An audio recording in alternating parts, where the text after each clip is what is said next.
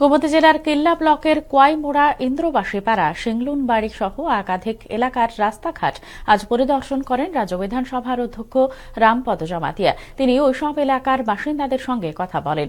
দুর্গম এলাকাগুলির যোগাযোগ ব্যবস্থা আরও উন্নত করতে সরকার অগ্রাধিকারের ভিত্তিতে কাজ করছে বলে জানান অধ্যক্ষ রামপদ জমাতিয়া।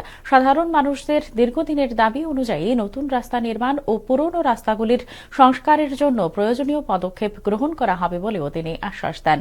পরিদর্শনকালে ছিলেন কিল্লা আরডি ব্লকের ভিডিও মনোরঞ্জন দেববর্মা, বিশিষ্ট সমাজসেবক অমর জামাতিয়া এবং বিভিন্ন সরকারি দপ্তরের আধিকারিকরা।